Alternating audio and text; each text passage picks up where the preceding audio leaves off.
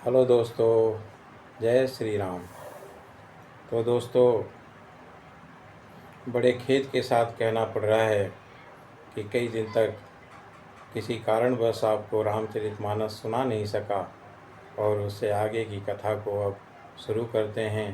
तो दोस्तों, प्रसंग चल रहा था रामचरितमानस में जनकपुर यात्रा, और जनकपुर में पहुंचकर भाई लक्ष्मण के साथ राम जी मिथिला दर्शन के लिए जाते हैं और बालक वृंद साथ में हो लेते हैं और उनको घुमा फिरा के खूब दर्शन कराते हैं। तो आइए दोस्तों, हम भी दर्शन करते हैं साथ में। शिशु सब राम प्रेम बस जाने, प्रीति समेत निकेत बखाने। निज निज रुचि सब लेहि बोलाई, सहित स्नेह जाई दो भाई। रामचंद्र जी ने सब बालकों को प्रेम बस जानकर यज्ञ भूमि के स्थानों की प्रेम पूर्वक प्रशंसा की। इससे बालकों का उत्साह, आनंद और प्रेम और भी बढ़ गया, जिससे वे सब अपनी अपनी रुचि के अनुसार उन्हें बुला लेते हैं और प्रत्येक बुलाने पर दोनों भाई प्रेम सहित उनके पास चले जाते हैं। राम दिखावहि अनुजहि रचना, कही मृदु मधुर मनोहर बचना। लव निवेश मोहु भुवन निकाया, रचई जासु अनुशासन माया। कोमल मधुर और मनोहर वचन कहकर राम जी अपने छोटे भाई लक्ष्मण को यज्ञ भूमि की रचना दिखलाते हैं और जिनकी आज्ञा पाकर माया लव निवेश पलक गिरने के चौथाई समय में ब्रह्मांडों के समूह रच डालती है।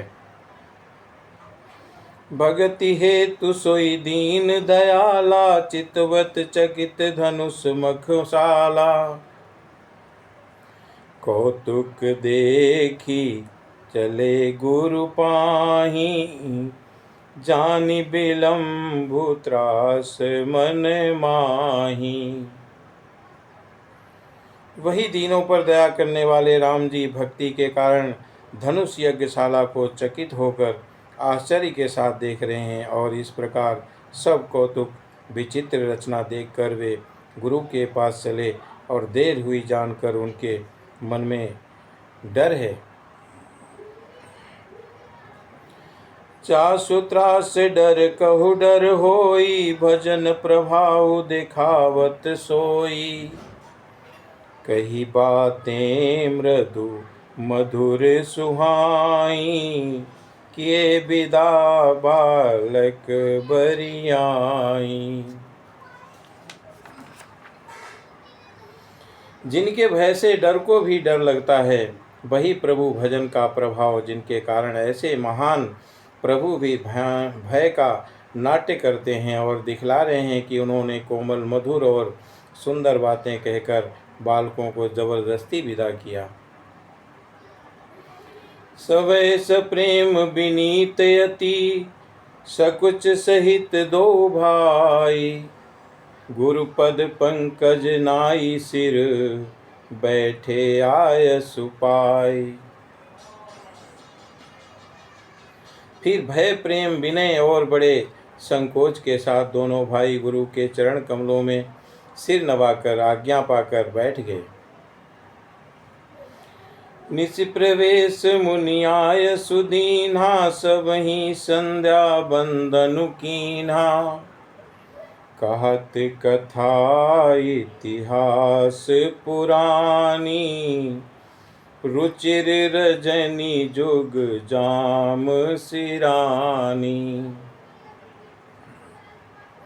रात्रि का प्रवेश होते ही संध्या के समय मुनि ने आज्ञा दी और तब सबने संध्या वंदन किया और फिर प्राचीन कथाएं तथा इतिहास कहते कहते सुंदर रात्रि के दोपहर बीत गई। मुनिवर सैन कीन तब जाई, लगे चरण चापन दो भाई। जिनके चरण सरोहु लागी, करत विविधि जप जोग विरागी। तब श्रेष्ठ मुनि ने जाकर शयन किया और दोनों भाई उनके चरण दबाने लगे, और जिनके चरण कमलों के दर्शन एवं स्पर्श के लिए वैराग्यवान पुरुष भी भांति भांति के जप और जोग करते हैं,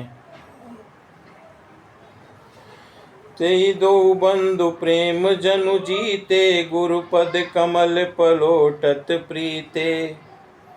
बार बार मुनि आज्ञा दीन्ही, रघुबर जाई शयन तब कीन्ही।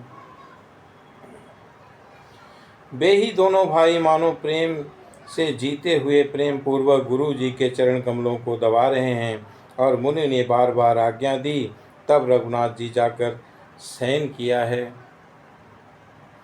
चापत चरण लखन उर लाए, सवैस प्रेम परम सचु पाए। पुनि पुनि प्रभु कहे सो बहुताता, पौढ़े धरी उर पद जल जाता। श्री रामचंद्र जी के चरणों को हृदय से लगाकर भय और प्रेम सहित परम सुख का अनुभव करते हुए लक्ष्मण जी उनको दबा रहे हैं, और प्रभु रामचंद्र जी ने बार बार कहा कि हे तात, अब जाओ, सो जाओ। तब वे उनका चरण कमलों को हृदय में धारण कर लेट रहे।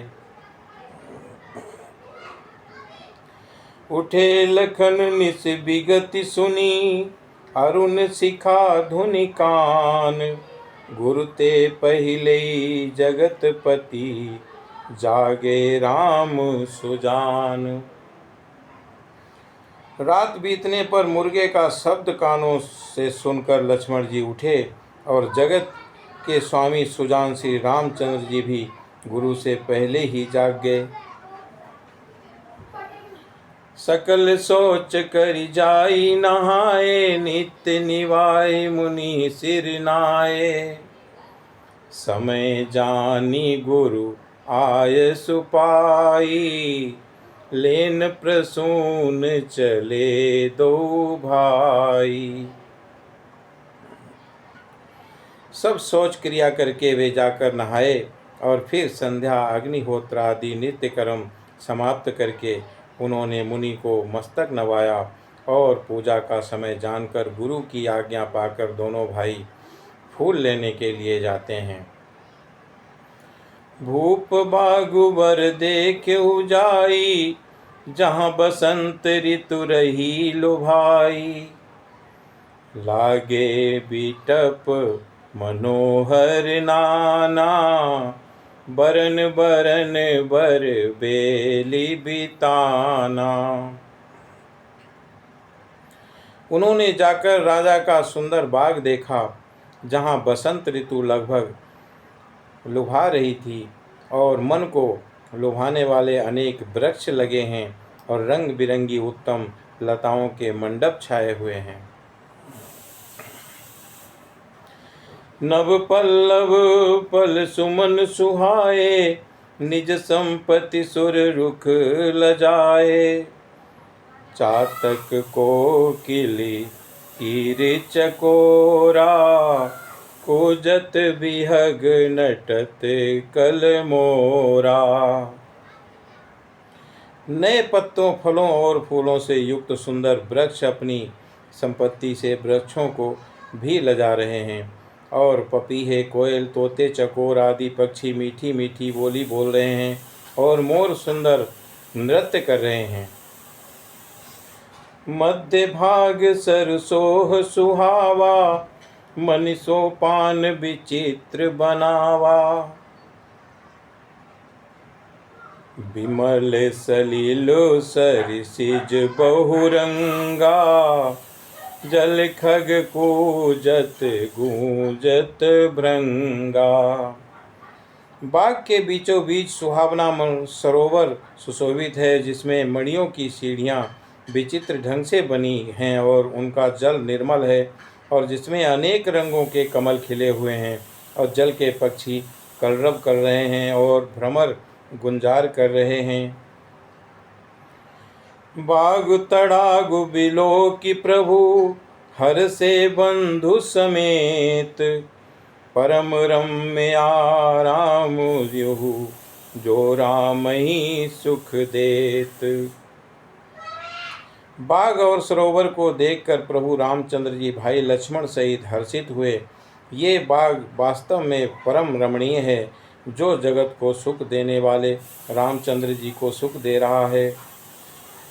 चहुदिस चितई पूछी माली, गन लगे लेन फल फूल मुदित मन, तेहि अवसर सीता तहाँ आई, गिरिजा पूजन जननी पठाई।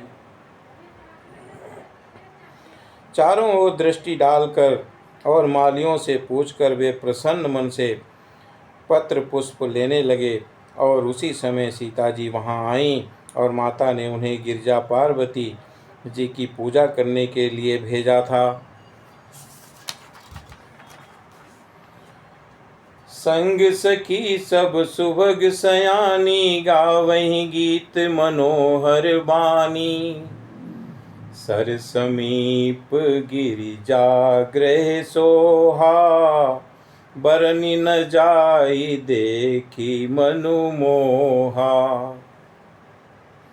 साथ में सब सुंदरी और सयानी सखियां हैं, जो मनोहर वाणी से गीत गा रही हैं, और सरोवर के पास गिरजा जी का मंदिर सुशोभित है, और जिसका वर्णन नहीं किया जा सकता, देखकर मन मोहित हो जाता है।